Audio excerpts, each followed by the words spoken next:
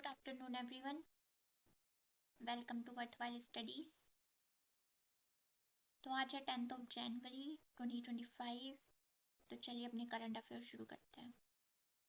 पहला important days से है. आज 10th of Jan है तो आज है वर्ल्ड हिंदी डे, जिसको हम विश्व हिंदी दिवस के नाम से भी जानते हैं.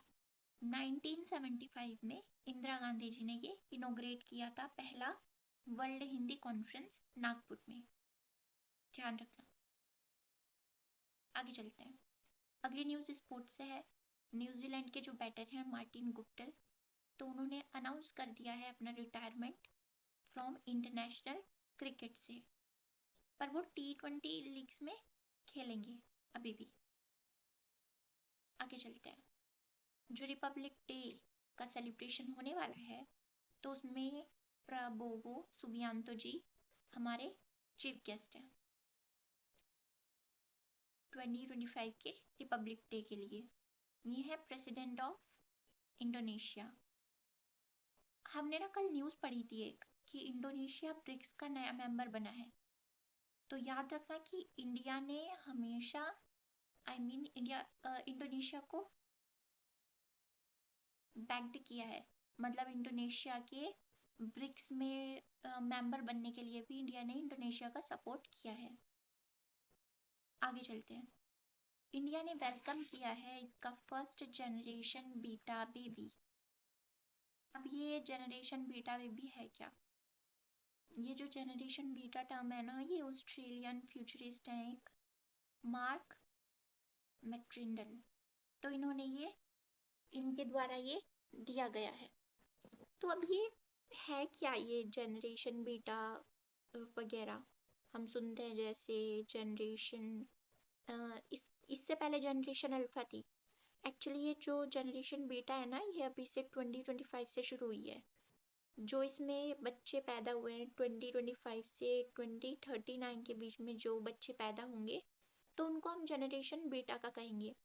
इससे पहले 2012 से 2024 के बीच में जो पैदा हुए थे, तो उनको जनरेशन अल्फा बोलते हैं.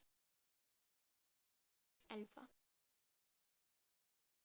और जो 1997 से 2012 तक पैदा हुए थे, उनको बोलते हैं जेन जी, जो कि हम सब है, ये याद रखना. और उससे पहले मिलेनियल. तो ये बच्चे का नाम क्या है? ये बच्चा है, इसका नाम है फ्रेंकी रेमरुद्रिका जादिंग. ये मिजोरम से है. ये so called generation beta baby बना है इंडिया का. आगे चलते. अब है फाइनेंस सेक्रेटरी जो हैं श्री तुहिन कांता पांडे जी, तो में अपॉइंट हुए हैं as a secretary of department of revenue in ministry of finance में. इनको मिनिस्ट्री ऑफ फाइनेंस में department of revenue as a secretary appoint किया गया है, और ये अभी भी फाइनेंस सेक्रेटरी रहेंगे. आगे चलते हैं. अब है जो यूनियन मिनिस्टर हैं अश्विनी वैष्णव जी, उन्होंने अभी अनवेल किया है, उन्होंने अभी लॉन्च किए हैं सॉन्ग्स जो बेस्ड है थीम महाकुंभ है पे. मतलब महाकुंभ 2025 के लिए स्पेशल सॉन्ग्स जो कि दूरदर्शन ने प्रोड्यूस्ड किए हैं, आकाशवाणी और दूरदर्शन के लिए इन्होंने लॉन्च किए हैं. और उनको गाया किसने है? श्री कैलाश खेर जी ने. और उनके लिरिक्स किसने लिखे हैं? आलोक श्रीवास्तव जी ने. अब आगे चलते हैं. Union minister of labour and employment Mansukh Mandaviya ji ने लॉन्च किया है मल्टी फंक्शनैलिटी. ये लॉन्च कर दी है ई श्रम पोर्टल पर. इसको एक्सपेंड कर दिया है बेसिकली. ये लॉन्च कब हुआ था? Ministry of labour and employment ने इसको लॉन्च किया था 2021 में. ये एक फ्लैगशिप इनिशिएटिव है. गवर्नमेंट ऑफ इंडिया ने ना इसको बनाया था सपोर्ट और एम्पावर करने के लिए जो अनऑर्गेनाइज्ड वर्क फोर्स है, जो लेबर्स वगैरह होते हैं ना, तो उनके लिए.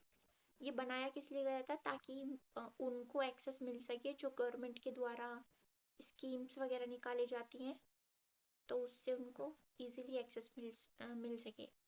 तो अब इसमें ना 22 शेड्यूल लैंग्वेजेस ऐड कर दी हैं, तो इसको बेसिकली एक्सपेंड कर दिया है। और आगे चलते हैं। बैंडेड रॉयल बटरफ्लाई डिस्कवर हुई है त्रिपुरा में।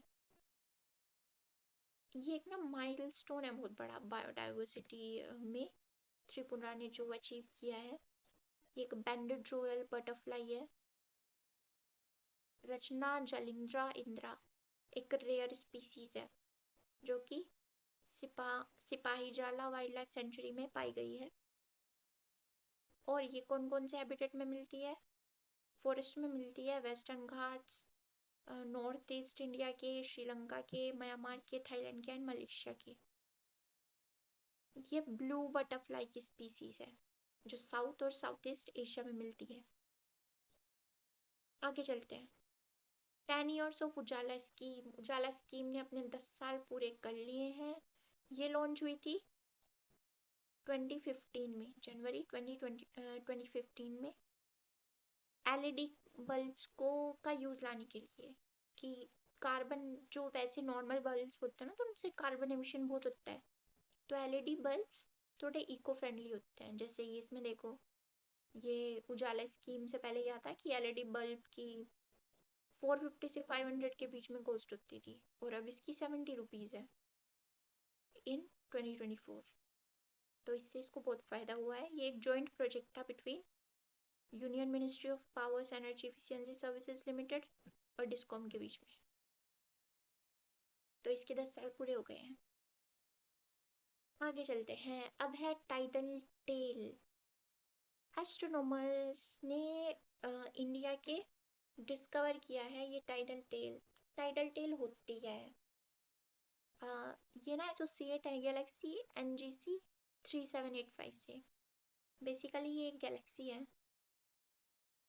यहाँ पे देख लेते हैं। मान लो ये गैलेक्सी है ऐसे, तो और ये इसकी नेबरिंग गैलेक्सी है दूसरी, ये हो गई। तो इनके बीच में जो ग्रेविटेशनल फोर्स होता है ना यहाँ, तो उनसे ना ये दोनों एक दूसरे को ना अपनी तरफ खींचते हैं, तो इसके बाद ना ऐसे टेल जैसा कुछ बन जाता है। इसका जो दूसरी गैलेक्सी के साथ बना है ना, ये टाइडल टेल बना है, तो उसके दूसरे एंड पे पाया गया है कि वो एक नई गैलेक्सी है, वहां पे वो डिस्कवर हुई है लियो कॉन्स्टलेशन में। Understanding Galaxy revolution significant advancement है, which लेड करेगा द फॉर्मेशन ऑफ सच फेंट स्ट्रक्चर्स, जैसे ये टाइटल टेल भी देखा गया है। आगे चलते हैं।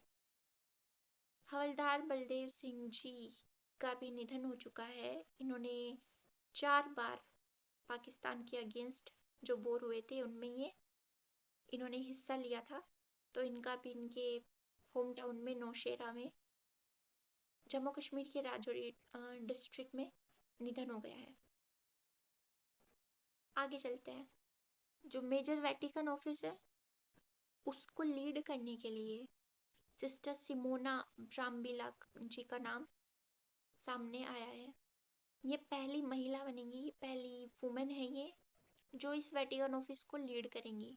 ये है क्या, ये बेसिकली क्रिश्चियनिटी, जो क्रिश्चियन रिलीजन है ना, तो उसका जो कैथोलिक चर्च वगैरह होते हैं, तो ये उसके रिलीजियस ऑर्डर्स देता है ये वेटिकन ऑफिस। तो अभी इसको ये सिमोना जी लीड करेंगी। आगे चलते हैं। इंडिया की जो रैंकिंग है वो ड्रॉप हुई है 85 पे। ये पिछले साल थी 80th, और अभी 85 हो चुकी है। हेनले पासपोर्ट इंडेक्स में टॉप किया है सिंगापुर ने दूसरी बार consecutive year. So that was all. Thank you. Subscribe our channel Worthwhile Studies and join Telegram channel for daily newspaper PDF, और इन वीडियोस के PDF भी आपको वहीं मिल जाएंगे।